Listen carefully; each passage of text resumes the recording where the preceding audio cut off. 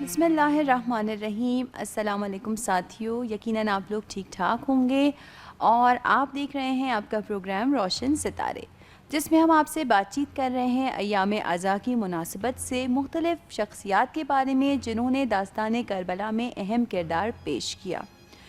دوستو، عاشورہ کو گزرے ہوئے ابھی 1 یا 2 روز ہی گزرے ہیں۔ تمام بیبیاں جو ہیں وہ قید میں ہیں، ظلم و ستم کا نشانہ بنی ہوئی ہیں۔ عاشورہ کے دن امام حسین علیہ السلام اور ان کے تمام ساتھیوں نے شہادت پائی۔ وہ ایک حصہ تھا کربلا کا۔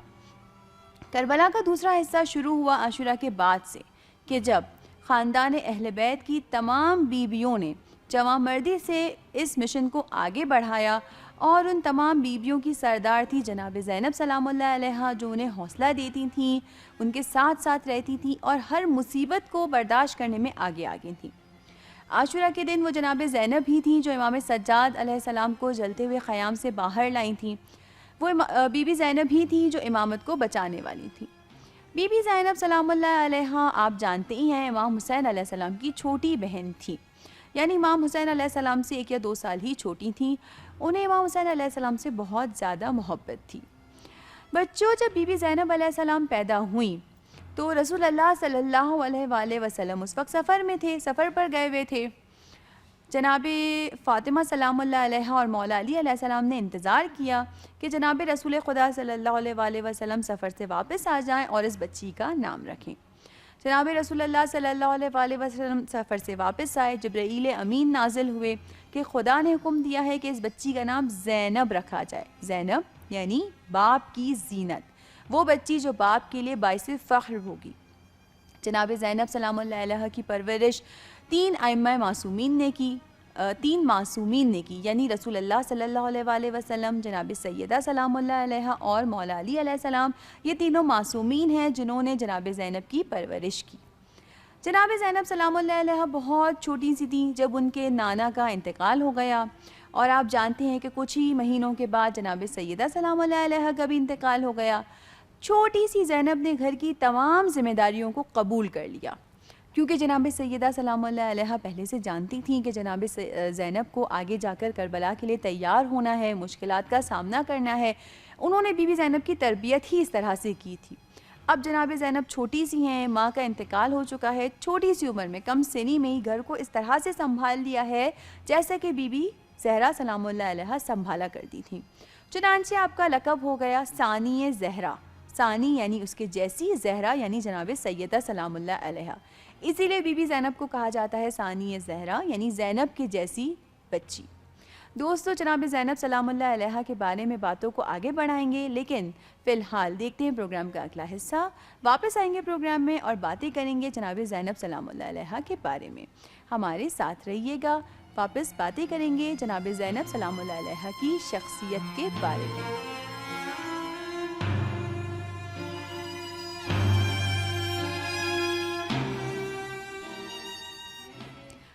شام کو قیدی بن کے چلی ہے، شام کو قیدی بن کے چلی ہے، پیارے نبی کی پیاری نواسی، شام کو قیدی بن کے چلی ہے، صبر کی ملکہ زہرا کی پیاری، شام کو قیدی بن کے چلی ہے، پیارے نبی کی پیاری نواسی، شام کو قیدی بن کے چلی ہے، دیکھ رہی ہے کوئی تو آئے، شانہ پکڑ کر کاش بٹھائے، دیکھ رہی ہے کوئی تو آئے، شانہ پکڑ کر کاش بٹھائے، نہ ہے سواری نہ ہے ہماری،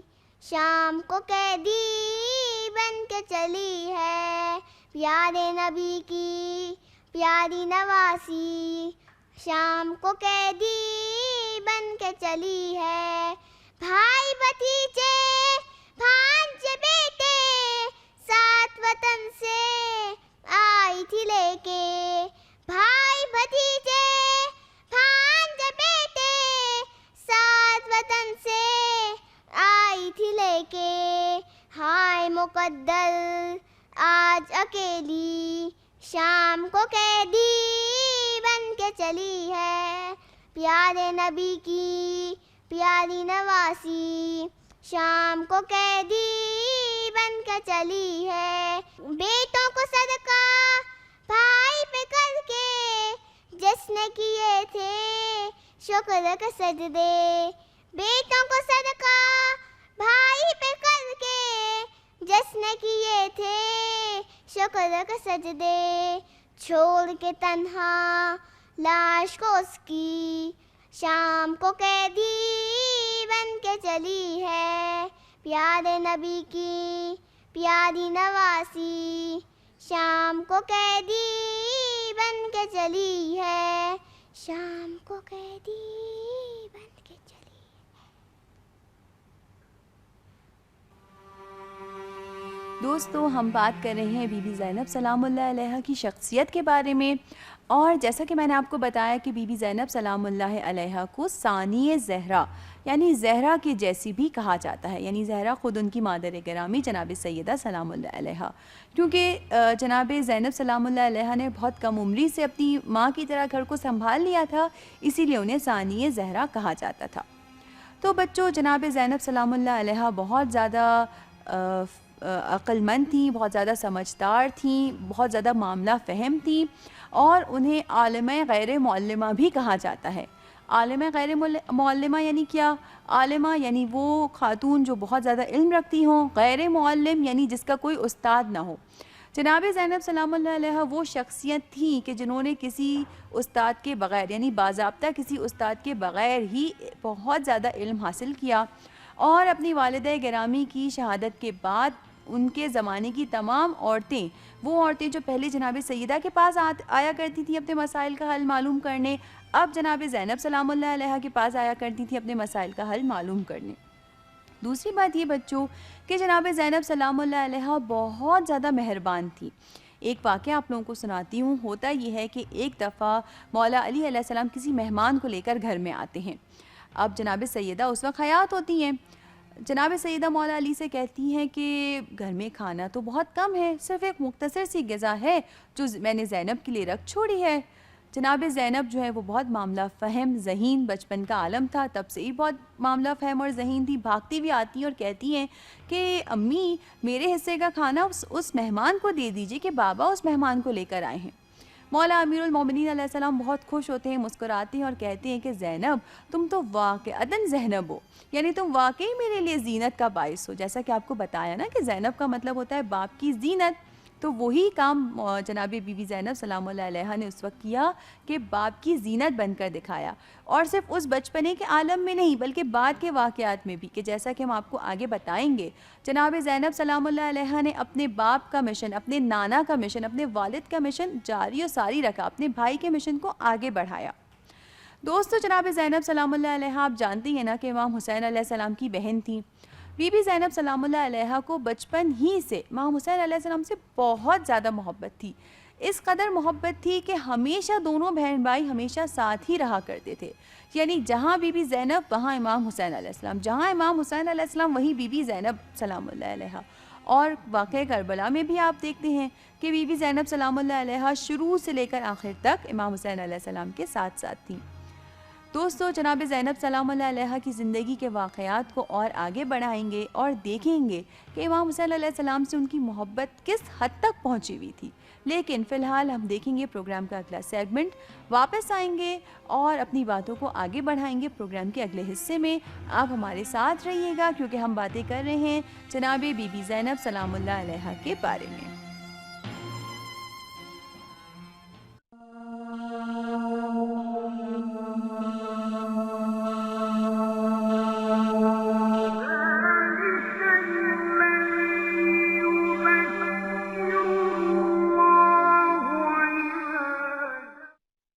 فداکاری۔ قریش کے سردار شہر مکہ میں دار الندوہ نامی جگہ پر ایک اہم کام کے لیے اکٹھے ہوئے تھے۔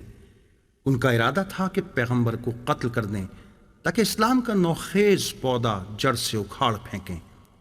اسی اثنا میں شیطان ایک بوڑھے کی شکل میں ان لوگوں کے پاس آیا اور پیغمبر کے قتل کے سلسلے میں اس طرح ان لوگوں کی رہنمائی کی کہ ہر قبیلے سے ایک شجاع جوان کا انتخاب کرو تاکہ وہ سب کے سب ایک ساتھ رات میں پیغمبر پر حملہ کریں اور آپ کو قتل کر دیں۔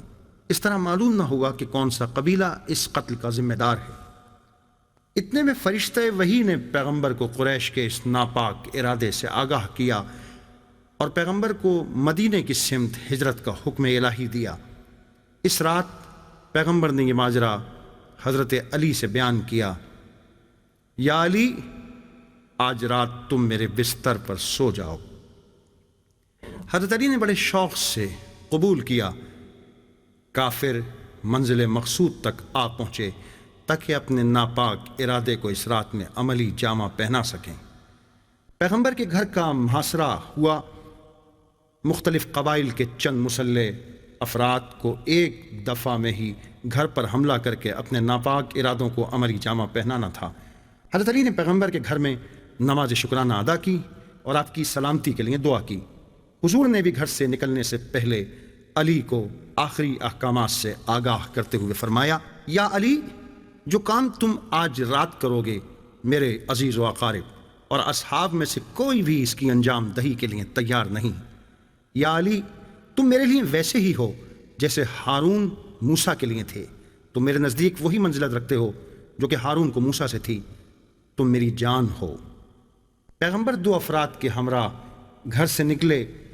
ان افراد کے لیے یہ بہت خوف کا باعث تھا کہ برہنہ شمشیروں کے درمیان سے گزریں۔ پیغمبر اکرم صلی اللہ علیہ وآلہ وسلم نے خدا پر ایمان سے لبریز قلب کے ساتھ مٹھی بھر خاک اٹھائی اور آسمان کی سمت اڑائی، اور اس کے بعد ایک آیت کی تلاوت فرمائی اور اطمینان قلب کے ساتھ محاصرہ کرنے والوں کی صف سے گزرے۔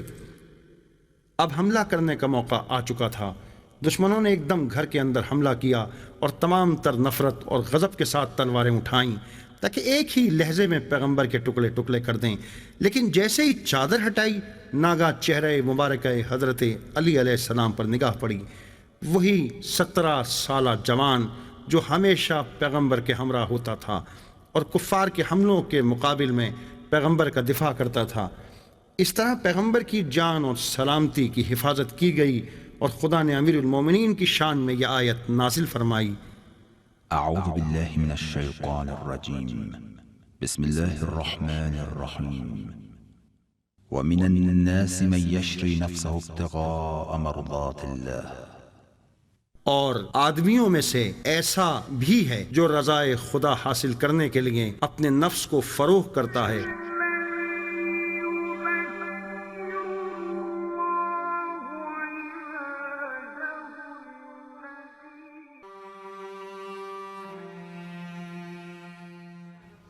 دوستو، ہم بات کر رہے ہیں جناب زینب سلام اللہ علیہا کے بارے میں۔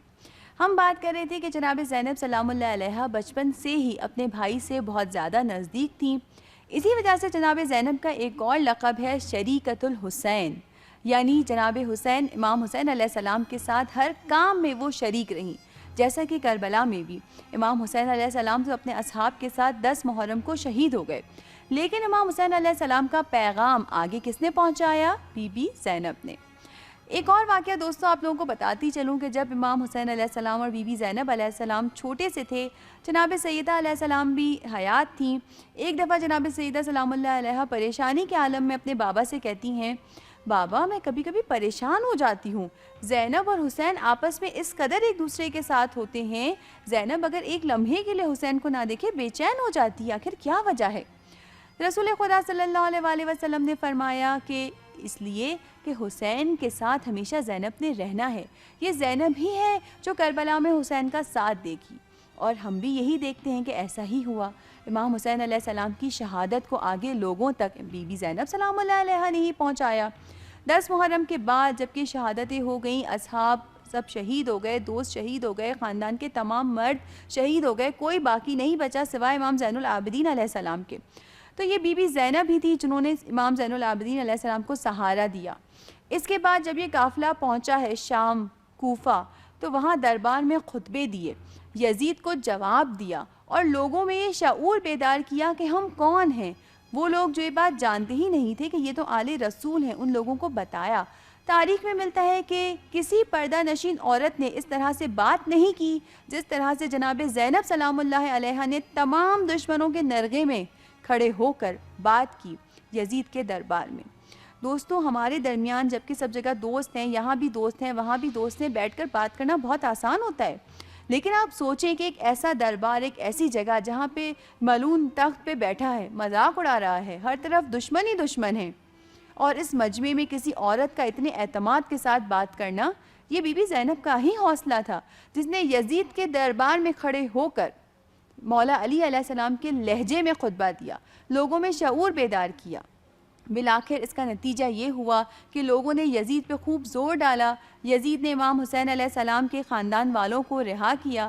جناب زینب سلام اللہ علیہا نے رہائی کے بعد امام حسین علیہ السلام کی مجلس برپا کی، لوگوں کو حالات سے آگاہ کیا، خود بھی روئیں، دوسروں کو بھی رلایا، اور ہم یہ کہہ سکتے ہیں کہ مجالس امام حسین علیہ السلام کی بانی دراصل بی بی زینب ہی ہیں۔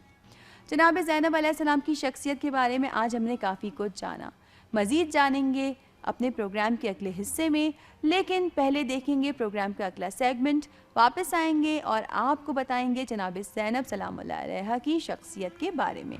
ہمارے ساتھ رہیے گا۔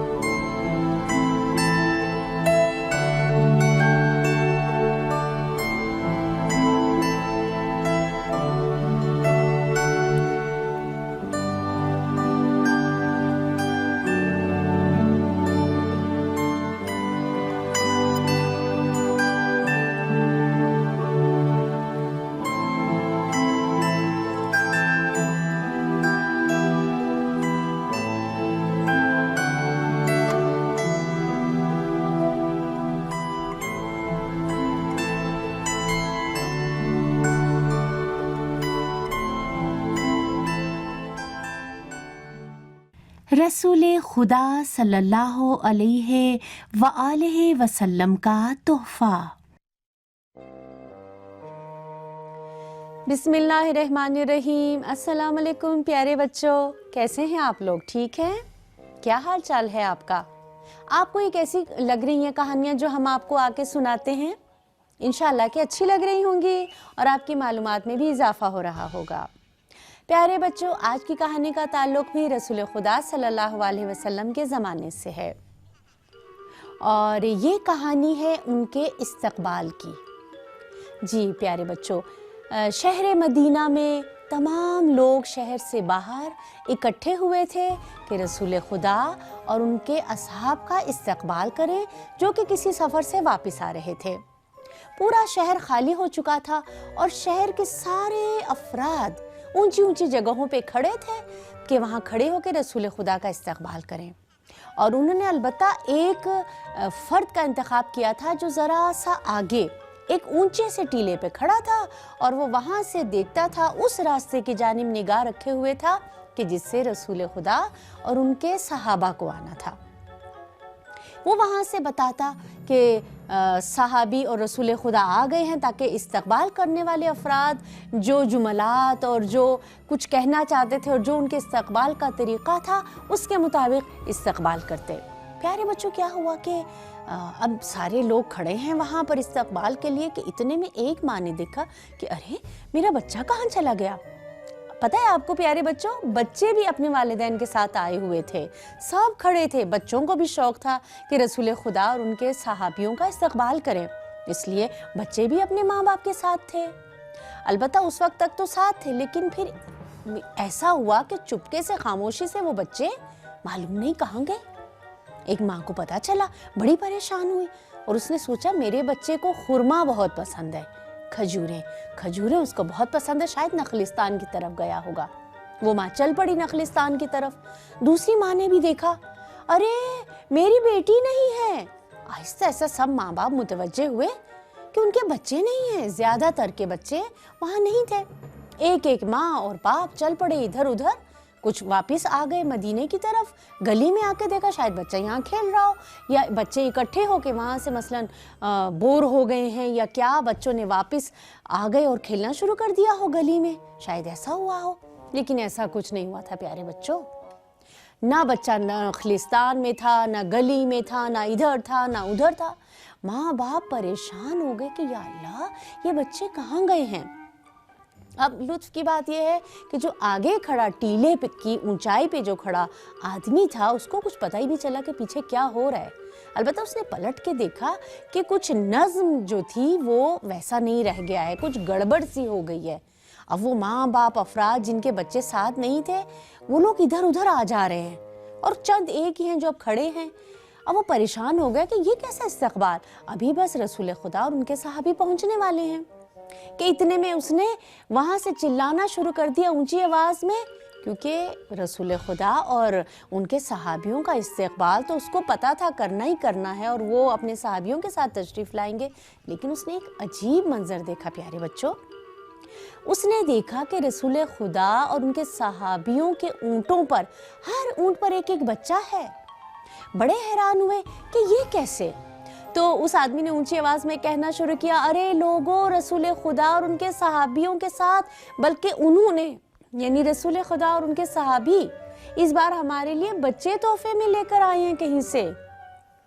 اب والدین بڑے حیران ہوئے کہ ہیں اچھا اس بار سوغات میں بچے آئے ہیں۔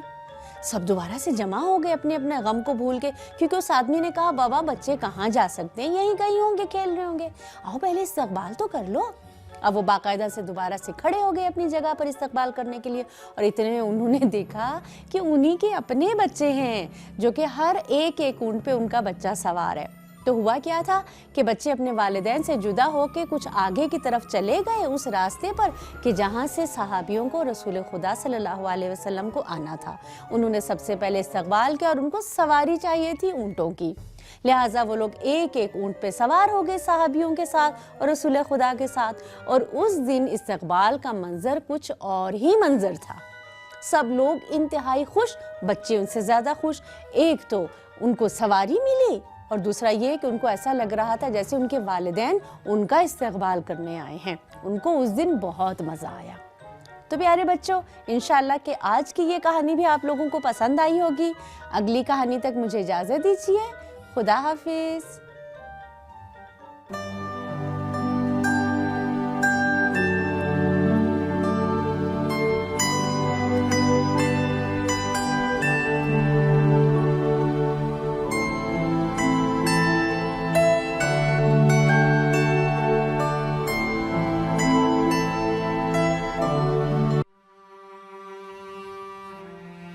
دوستو، آج ہم بات کر رہے تھے جناب زینب سلام اللہ علیہا کی شخصیت کے بارے میں، اور جیسا کہ آپ کو بتایا کہ جناب زینب سلام اللہ علیہا ہی وہ ہیں کہ جنہوں نے مجالس اعضاء کی بنیاد رکھی، یعنی آج ہم جو مجلس میں جاتے ہیں وہ جناب زینب سلام اللہ علیہا کا ہی معجزہ ہے۔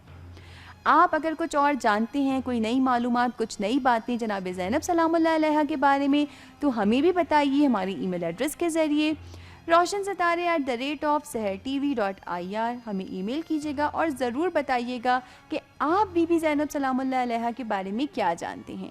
ہمیں آپ کی ای میل کا رہے گا انتظار۔ اگلے پروگرام تک کے لیے دیجیے اجازت، خدا حافظ۔